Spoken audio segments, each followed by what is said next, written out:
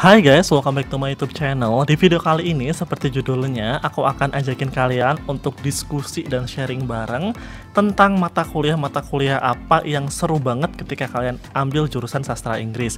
Nah, di sini aku akan berkaca dari mata kuliah yang pernah aku ambil dulu pada saat kuliah dan akan aku sharing ke kalian. Kayak mungkin nih bisa jadi dengan mendengar cerita dari aku, kalian bisa tertarik untuk ambil jurusan sastra Inggris atau punya gambaran kayak sastra Inggris nanti kayak gimana sih, kayak gitu.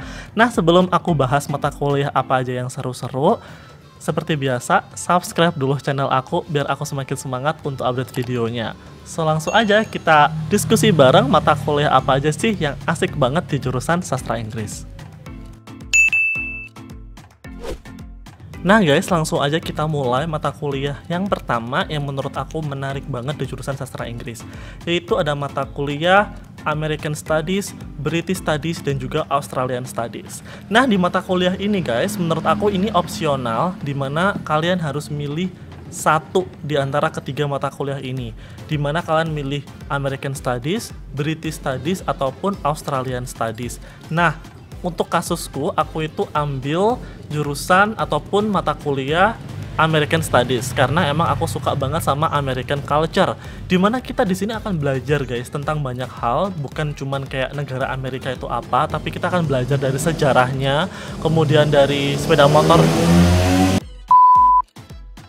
Aku lagi, kita akan belajar dari sejarahnya, kemudian dari budayanya seperti apa, sistem pemerintahannya seperti apa, kemudian kayak perkembangan sastranya seperti apa, educationnya seperti apa. Jadi everything about American pada saat itu kita akan belajar bareng-bareng.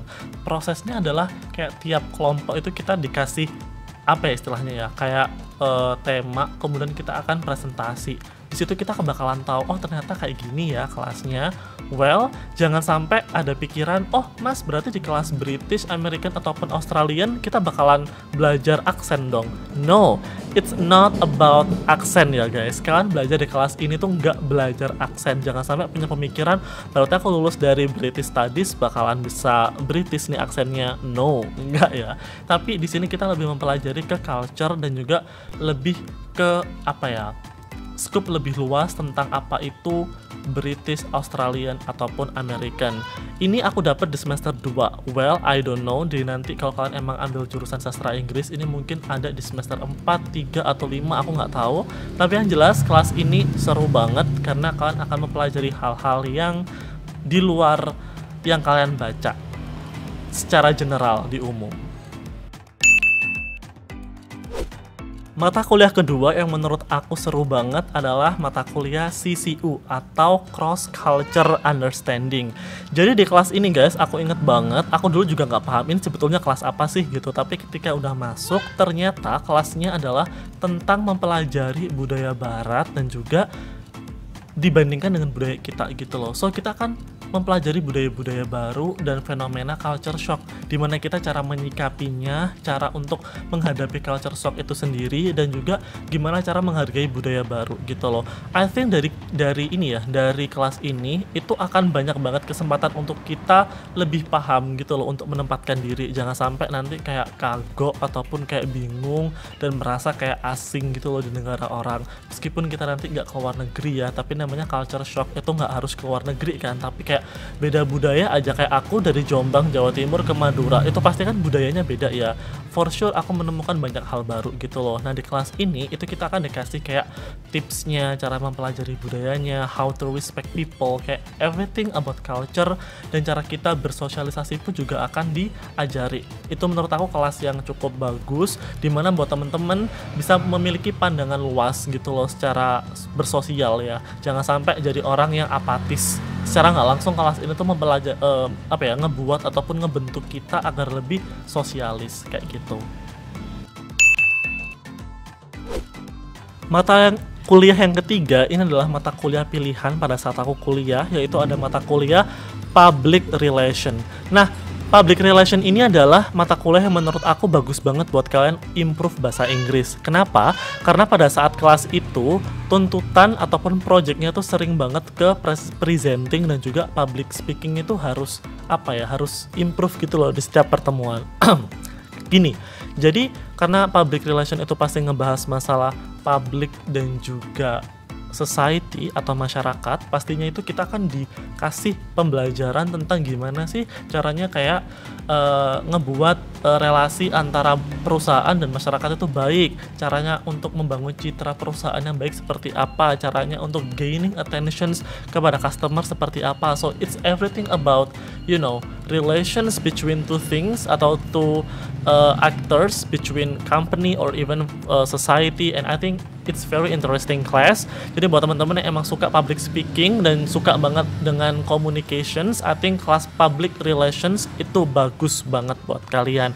Pada saat aku kuliah, pilihannya itu ada dua, yaitu public relation dan juga English for business. Cuman karena aku nggak terlalu suka dengan bisnis, jadi aku prefer untuk pilih public relation seperti itu. Jadi buat teman-teman yang mungkin nanti di kampusnya ada kelas public relations, ambil aja karena itu important and benefit banget buat kalian for improving your English. Selanjutnya yaitu kelas favorit aku di bidang sastra, yaitu comparative literature.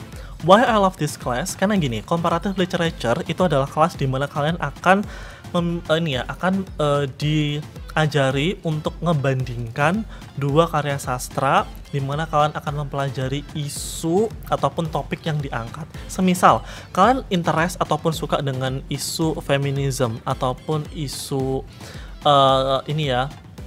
kapitalisme semisal. Nah, kalian akan disuruh untuk cari dua karya sastra, kemudian kalian disuruh untuk ngebandingkan isunya yang diangkat sama apa enggak, atau enggak cara aktor ataupun cara tokoh utama untuk menyelesaikan masalahnya seperti apa bentuk perlawanannya, reaksinya seperti apa. So kita akan ngebandingkan satu persatu dan juga nanti membuat konklusi seperti apa hasilnya.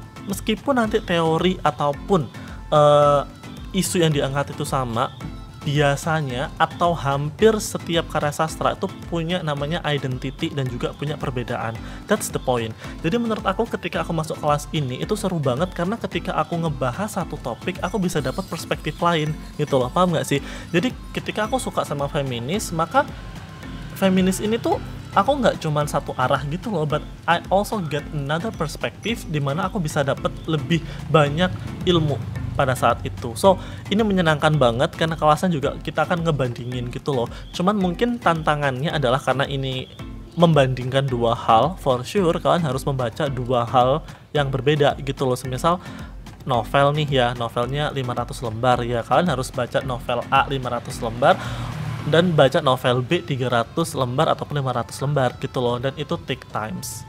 Tapi kalau emang kalian suka dengan karya sastra, kelas ini tuh menyenangkan banget karena kalian akan ada proses untuk oh ternyata cerita kayak gini itu gak sebagus cerita yang kayak gini loh, kayak gitu sih, paham gak sih? Kayak cerita-cerita yang kalian dapat itu bisa nanti di compare, and I think ini menyenangkan, apalagi kalau kita nanti dapat tugas untuk mengcompare dari karya barat dan juga karya Indonesia. Itu juga seru banget karena dulu projectnya aku gitu guys.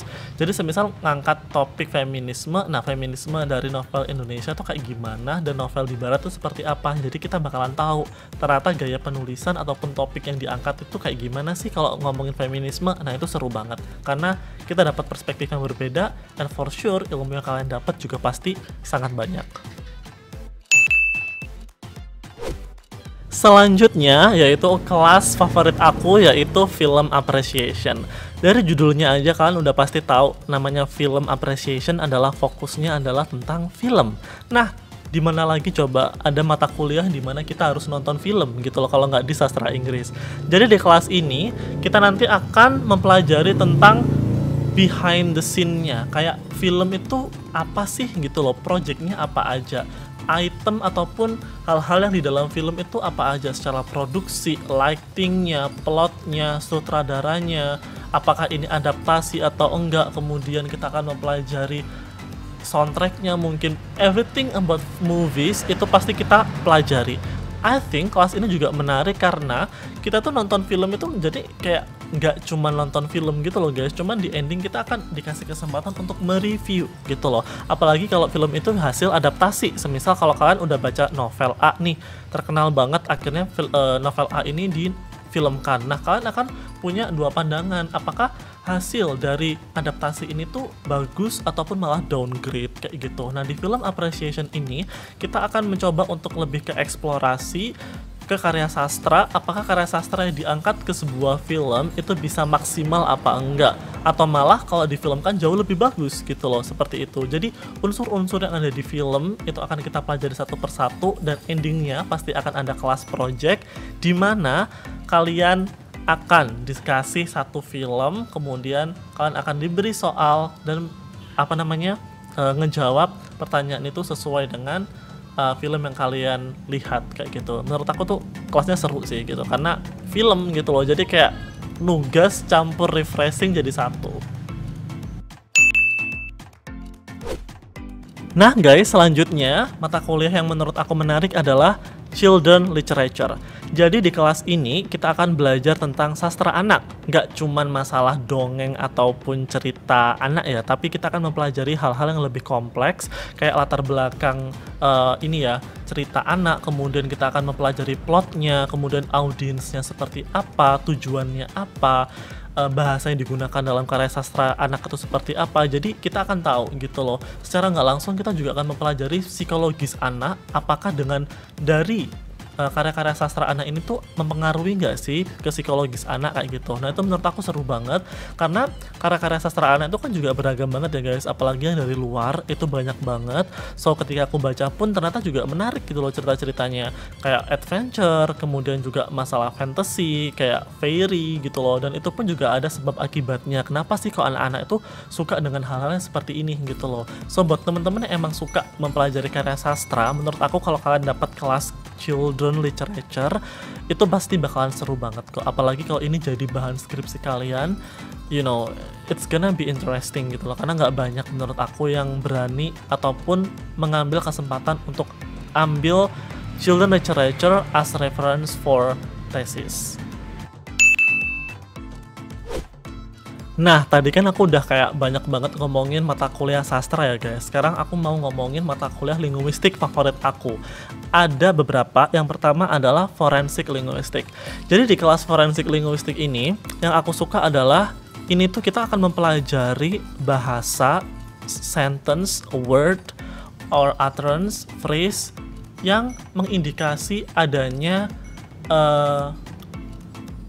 suatu kasus yang merugikan orang lain. Semisal, kalian tahu kan kayak ujaran kebencian, mungkin kayak di story WA, di status Facebook yang mungkin isinya itu mencela orang, mencela presiden, ataupun isinya bullying, ataupun diskriminatif. Nah, kalau ada orang yang nggak terima, ataupun orang yang ngerasa, oh ternyata ini tuh menyudutkan saya, atau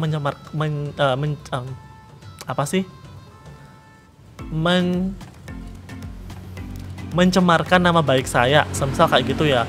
Nah, kita sebagai forensik linguistik, kita akan mengerti gitu loh, harus meneliti bagian mana sih yang dianggap itu mencela apa enggak.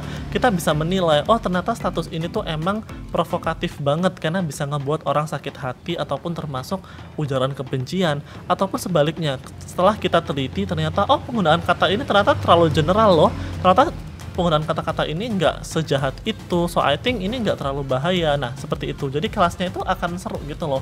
Jadi kayak bahasa-bahasa kasar ataupun ujaran-ujaran kebencian, penggunaan tanda baca, kemudian cara nulis atau apapun itu juga akan mempengaruhi proses kita. Jadi nanti ketika kalian dapat project nih, kalian tuh nggak cuma analisis tapi juga nge-presenting kayak ini loh buktinya seperti ini gitu. Jadi kelasnya seru banget, kayak kalian itu jadi detektif dan kalian tuh ngepresentasiin itu ke hakim, semisal kayak gitu. Menurut aku tuh seru banget karena lebih lebih menarik aja gitu loh medianya, yaitu kita harus cari bahan-bahan ataupun kasus-kasus yang teks banget ya, ataupun di sosial media, terus kemudian kita teliti satu persatu untuk project.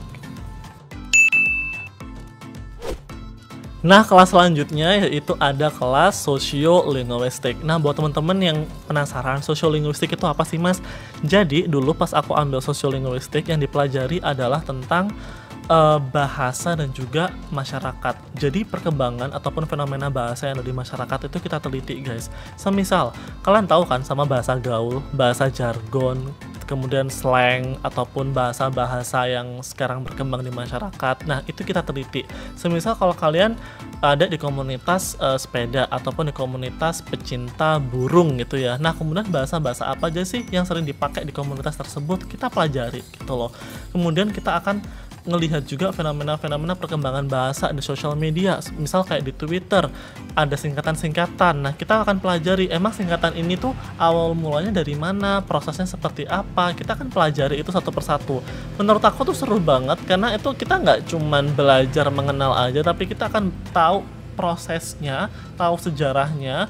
Well, buat teman-teman yang mungkin nggak termasuk dalam komunitas tersebut, belajar itu akan dapat ilmu. And I think kelas ini ngebantu aku banget dulu ketika aku dapat project untuk neliti ini ya, kayak beauty community di femaledaily.com. Ada bahasa-bahasa yang menurut aku unik. Nah kemudian aku teliti nih, aku presentingkan ke apa namanya, ke teman-teman aku dan dosen, dan menurut aku itu seru banget gitu loh. Ternyata banyak juga teman-teman aku yang nggak familiar dengan kata-kata yang aku dapatkan gitu loh. Semakin baru ataupun semakin unik data kalian, itu akan juga mendapatkan reaksi yang positif dan juga reaksi yang antusias gitu loh dari dosen. Karena menurut aku perkembangan bahasa itu cepet banget, tiap tahun atau enggak tiap ganti bulan ada aja trennya yang baru, ya nggak sih? Menurut aku tuh kayak seru banget kalau kalian belajar linguistik, apalagi fokusnya ke sosiolinguistik. So guys, I think that's all my video. Semoga video ini bermanfaat buat kalian. Buat kalian yang nanti mau ambil jurusan sastra Inggris dimanapun kuliahnya, well, semoga dapat mata kuliah yang seru-seru juga. Or, kalau kalian udah lulus nih dari sastra Inggris, mata kuliah apa aja sih yang menurut kalian seru? Komen di bawah biar kita bisa diskusi bareng dan teman-teman bisa belajar bareng juga. So guys, if you have any question, kalian tinggal komen aja di bawah biar kita bisa diskusi bareng, and I'll see you next on my video. Bye-bye!